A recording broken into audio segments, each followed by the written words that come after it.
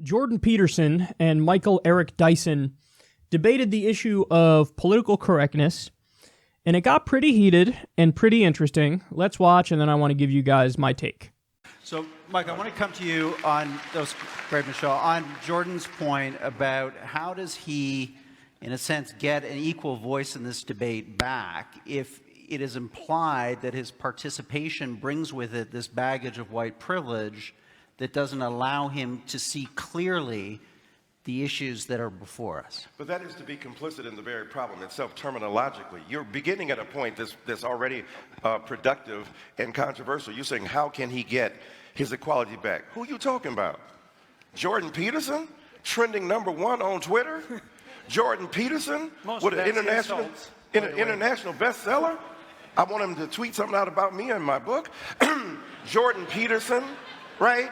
This is what I'm saying to you. Why the rage, bruh?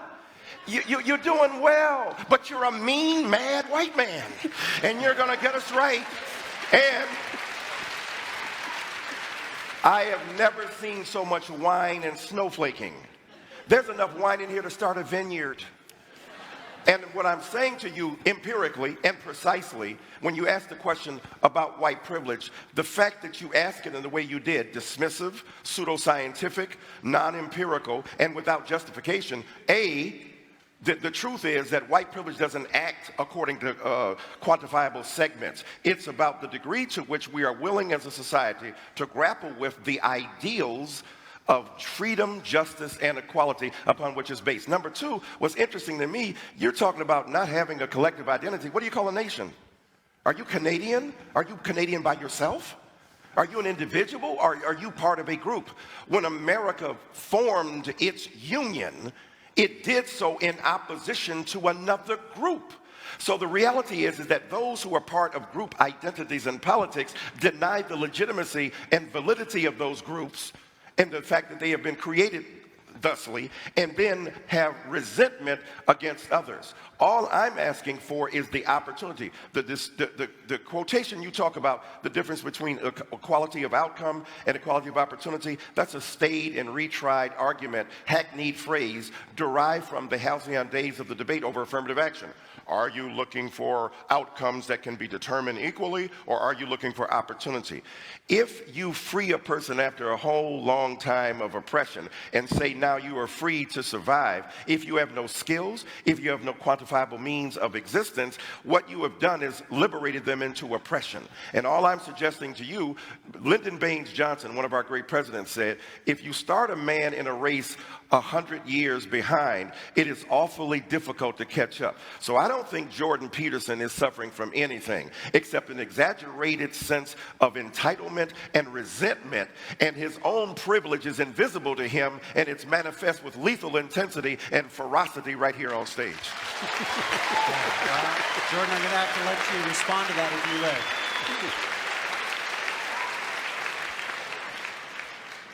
would. Well, what I derive from that series of rebuttals, let's say, is twofold. The first is that saying that the radical left goes too far when they engage in violence is not a sufficient response by any stretch of the imagination, because there are sets of ideas in radical leftist thinking that led to the catastrophes of the 20th century, and that was at the level of idea, not at the level of violent action. It's a very straightforward thing to say you're against violence. It's like being against poverty. It's like, you know, generically speaking, decent people are against poverty and violence. It doesn't address the issue in the least. And with regards to my privilege or lack thereof, I mean, I'm not making the case that I haven't had advantages in my life and disadvantages in my life like most people. You don't know anything about my background or where I came from, and it doesn't matter to you because fundamentally I'm a mean white man. That's a hell of a thing to say in a debate.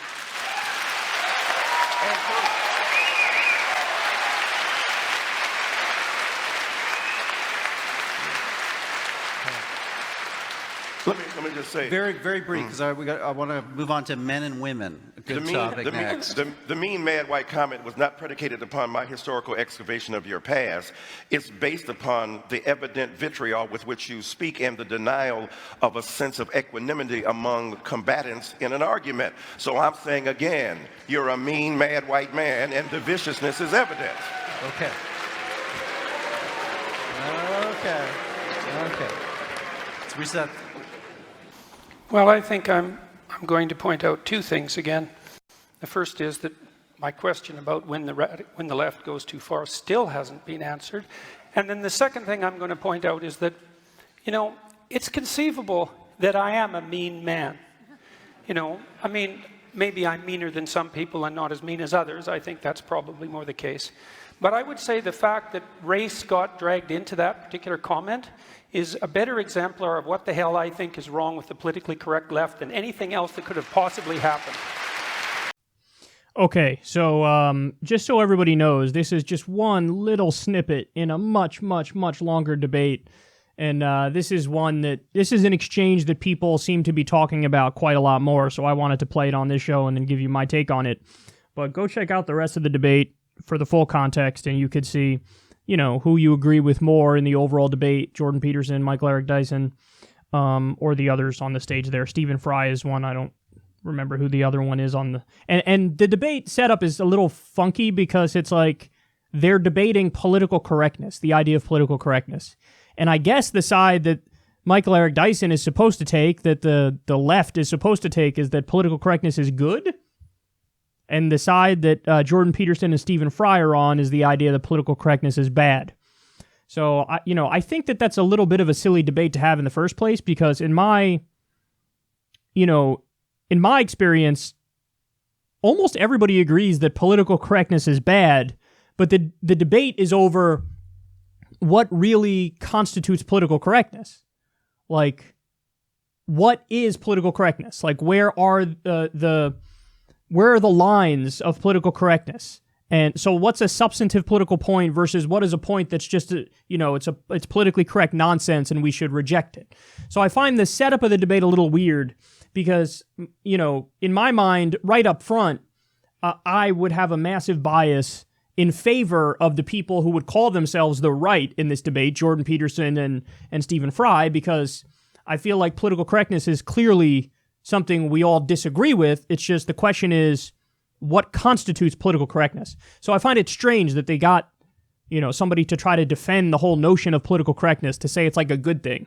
But okay, let me digress from that and let's jump into the substance of it. I don't like either one of these guys. Michael Eric Dyson is kind of a just standard Democrat with establishment sensibilities. He's basically the opposite of a guy like Cornel West. I consider Cornel West to actually care deeply about the policy substance and improving people's lives. I consider a guy like Michael Eric Dyson a little bit of a charlatan. He just is run-of-the-mill establishment kind of Democrat, and I do think that a guy like Michael Eric Dyson has an over-reliance on identity politics, which I don't think is fruitful, and I don't think it makes sense. Now, I also don't really like Jordan Peterson. What I don't mind about Jordan Peterson is his self-help stuff, because I think that actually helps a lot of people, and I see no harm in it whatsoever. I think it's relatively benign, the self-help stuff.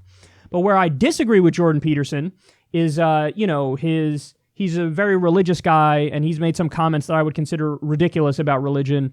And his comments that I've seen on politics are also just kind of run-of-the-mill right-wing politics, which I'm not saying he's not a smart guy. I think he is a smart guy, but at the same time, I think his politics are silly. Now, I'm not going to go too much into context of that right now. I'll do separate segments going into more details about what I think about of specific ideas of Jordan Peterson in the political sphere. But so let's talk about the angry white man back and forth. Now, the people, Jordan Peterson and Stephen Fry and people who are broadly on the right in this exchange, their argument goes something like this. For you to call me an angry white man is hypocritical, because if I called you an angry black man, you would immediately tar me as racist and say, you just, hey, conversation over, because you've declared that you're outside of the realm of respectable discussion, and so you deserve nothing but shame from society and scorn, and you're not a legitimate voice, because how dare you, use such a character attack to call me an angry black man. And I think what a guy like Jordan Peterson and Stephen Fry might say is, you don't see the double standard there and how that's a problem, how people on the left get to use identity politics nonstop, but then when somebody on the right uses it, you immediately declare that that's out of bounds and not fair. How if somebody calls you an angry black man, that's racist, but if you call me an angry white man, for whatever reason, that's not considered racist, and it's just considered like you're keeping it real or whatever. So that is the argument on the right as far as I can see. Is there truth in that? I think there's a grain of truth in that. At the same time, I think, though, that guys like Jordan Peterson and maybe Stephen Fry, I don't know for sure, they might downplay the historical differences in power. And that's something that the left points out, and I think it's somewhat accurate when they point it out. Because, if you have identity politics, black identity politics in the context of the U.S. Now, I'm generally an opponent of identity politics, but that doesn't mean that white identity politics is equal to, by default, black identity politics. Because historically, because of the power difference in the U.S., because of the fact that we've had one group is the majority and they have all the power, and you had slavery, and then you had segregation and Jim Crow, and then now you have what they call the new Jim Crow, which is the drug war being used disproportionately to crack down on black folks. Because of the power difference, black identity politics manifests itself as ultimately a movement for equality, and a movement for justice, and a movement to redress the grievances and make it equal. Now, that doesn't mean that all black identity politics is like that. In fact, there are black supremacist, strains of thought. Malcolm X originally was a black supremacist, and he was open about that. He didn't like whites. He thought they were literal devils. But then later on in his life, he became a little bit more like a MLK character and really was fighting for equality. So if you have, black identity politics fighting for equality to redress the grievances and make it equal, that is something that's very different from a black supremacist philosophy, which says blacks are superior to whites, or a white identity politics. Because historically, in the context of a place like the U.S., where white people have most of the power, white identity politics manifests as, a neo-Nazi movie or a movement, or the KKK, or, extremists. It manifests as hate groups that say, we should have all the power because we're better than you. So there's a double standard, and the double standard is a real issue. So the right has a point when they say, how come you could call me an angry white man, but I can't call you an angry black man? There is a point there, like, hey, there's a double standard. But then there also is, to an extent, a reason for the double standard, and it's the historical power difference. Now, but my ultimate takeaway on that, honestly, is I think that I think that double standard still is a problem. I do. Because I think it's just inevitable that if you have that difference in identity politics, where one side says we get to play identity politics, the left does, but they say, hey, if the right plays identity politics, that's out of bounds. I don't think that's sustainable, because I think in that situation, you will have a backlash of the rise of something like the alt-right.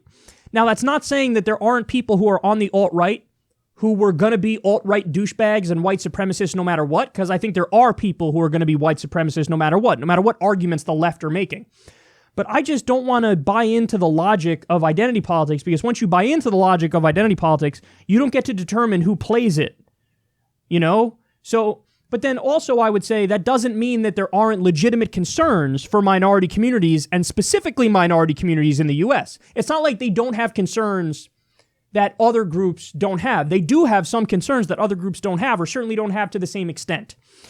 Now, the other aspect of that I thought was interesting, the angry white man reaction, is, so while I kind of disagree with Michael Eric Dyson in that, I do think he shouldn't have said that, because it is true that there's like a double standard. He can kind of casually call Jordan Peterson an angry white man, but Jordan Peterson can't call him an angry black man.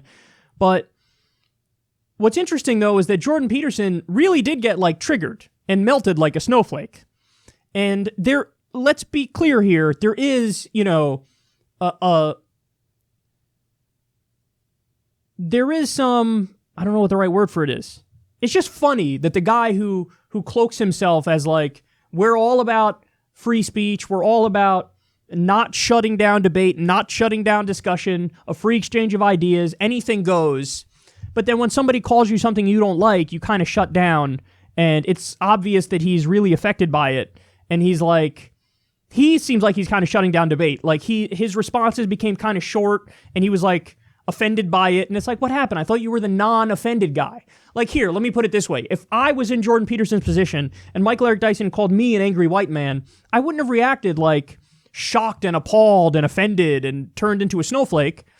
I would have, responded on the merits of it. Because in all seriousness, on the merits of it, I don't think that's totally incorrect about Jordan Peterson. And, he goes on to talk about how, yeah, perhaps I'm angry, but the fact that you mentioned race is a problem. Well, no, it's actually just an accurate descriptor. Like, you are white, and perhaps you are angry. So truth is always a defense. So there might actually be a level of truth in that.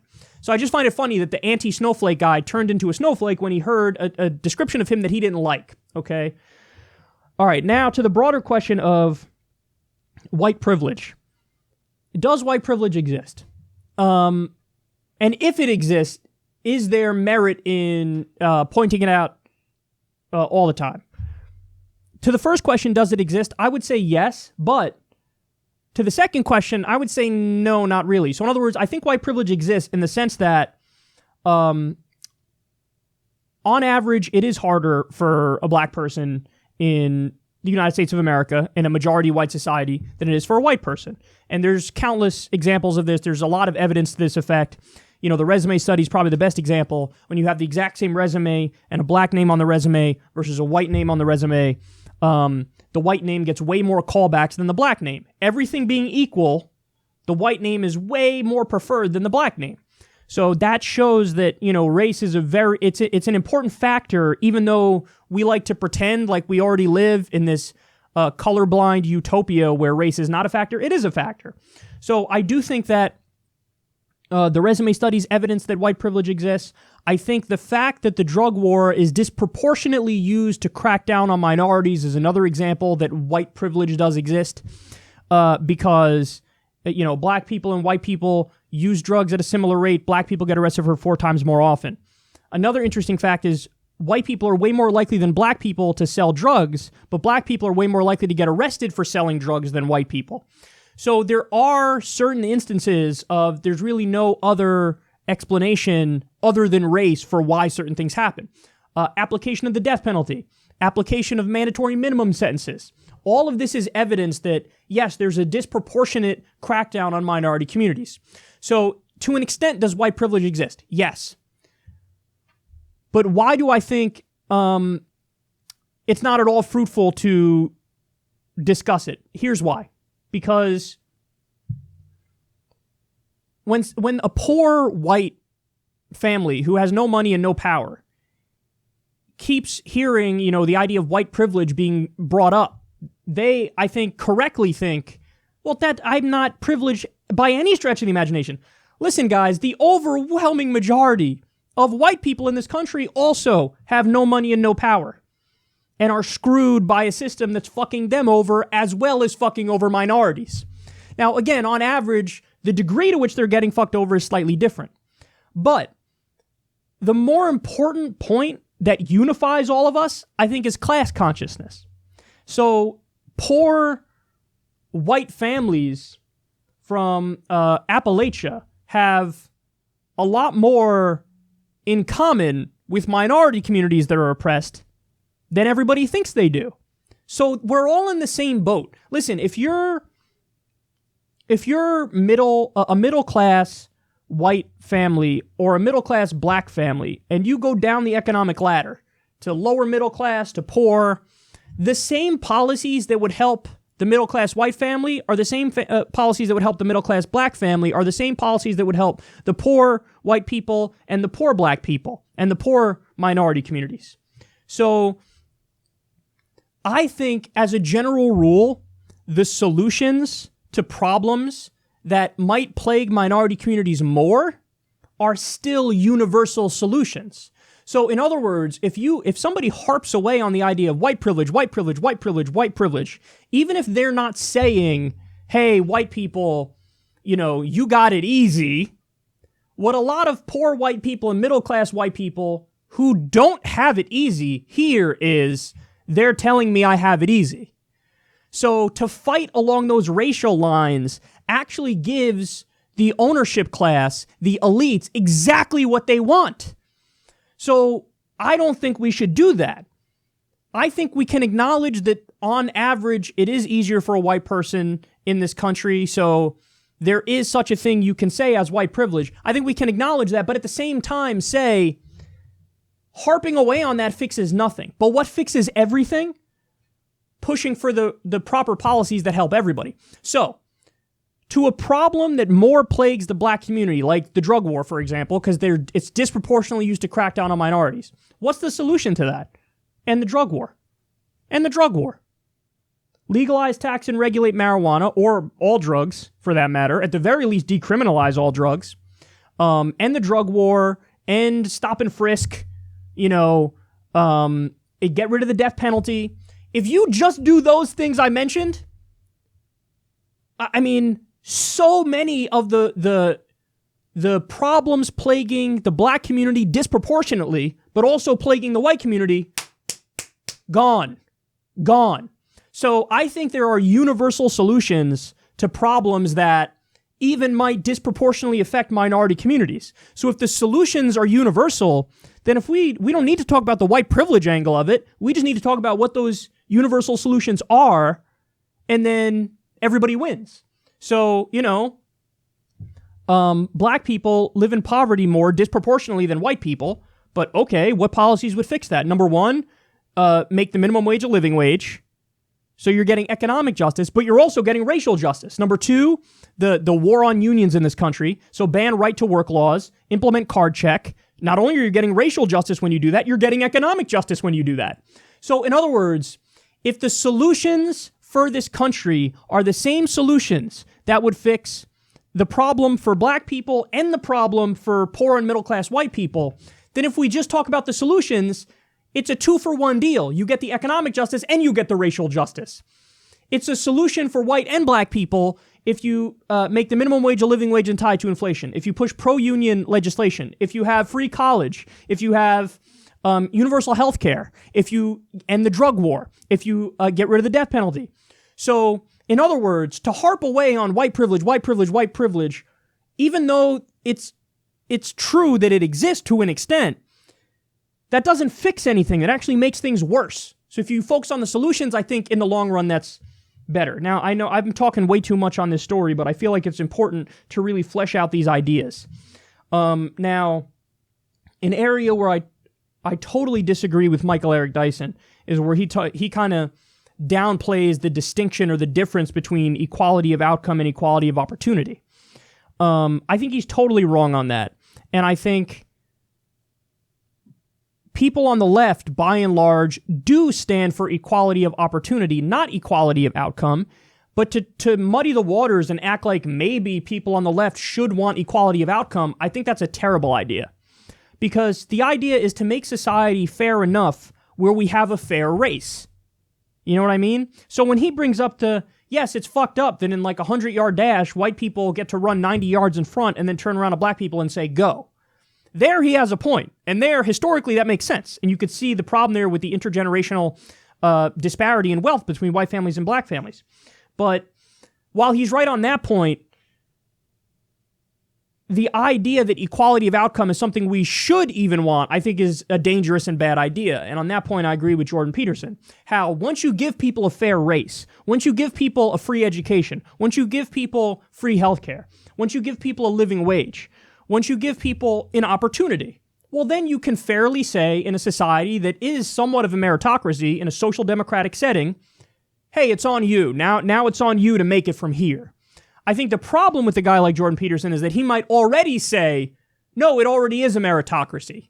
But that's just comically false, as all the economic statistics would show you. We live in a world where the 6 richest people have more than the bottom 50%, which is like, they didn't just work harder, Jordan. That's the dumbest fucking concept I've ever heard in my life.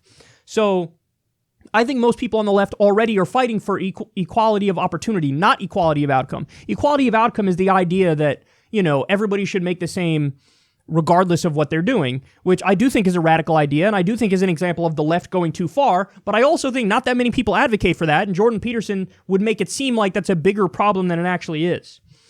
And then final point is, when Jordan Peterson says, hey, to say the radical left goes too far when they engage in violence isn't sufficient enough because it doesn't address the issue in the least. I don't know because I didn't see the earlier part of the back and forth, but I assume that Jordan Peterson asked Michael Eric Dyson, hey, name an issue where the left goes too far or whatever. And Michael Eric Dyson might have brought up riots in some instances or when the left actually does violence and that goes too far. And Jordan Peterson's like, no, it's not enough to say that the violence goes too far. And my response to that is, yes, it is. Of course that's enough. What do you mean? Absolutely.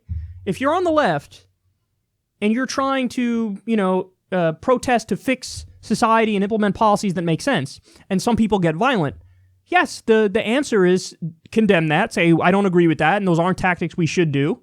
That's when we're becoming the devil that we're trying to avoid.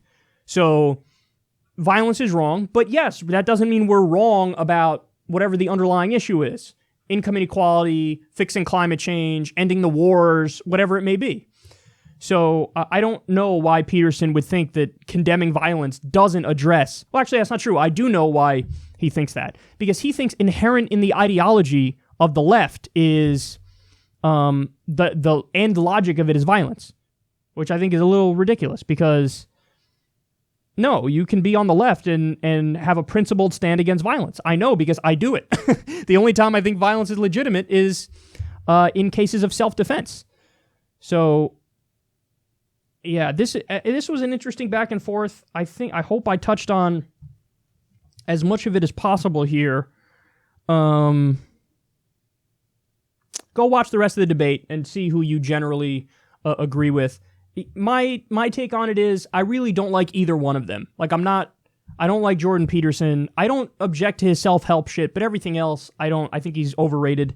And Michael Eric Dyson is just kind of a standard establishment-minded Democrat. And yes, he does have an over-reliance on identity politics.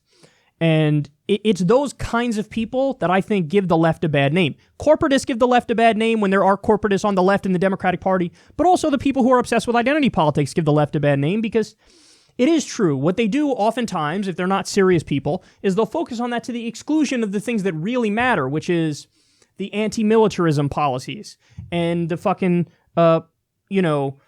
economic justice policies, the healthcare policies, the tax policies. So, a guy like Michael Eric Dyson does talk about that stuff to the exclusion of the things that really matter, like making the minimum wage a living wage and pro-union legislation and Medicare for all. And I think that's a problem.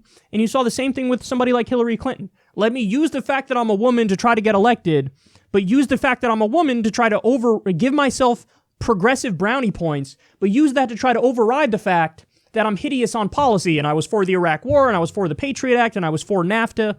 So I do think the over-reliance on identity politics is an example of the left going too far. I do think anybody on the left who does agree with equality of outcome and not equality of opportunity, I do think that goes too far. But I also don't think that a guy like Jordan Peterson, with his rigid adherence to individualism, ultimately makes sense because, and I'm going to do a separate video on this, but he's even against protesting, which I think is hilariously stupid. Like, he literally has said, no, don't protest to try to fix society because you don't know anything. Go clean your room. To which I would say to him, okay, well then you were against the civil rights movement because I'm sure a lot of those people didn't have clean rooms, but they were 100% protesting for the right policies. So I have issues with both of them, and I don't really like either one of them, Jordan Peterson or Michael Eric Dyson. But nonetheless, this was an interesting back and forth.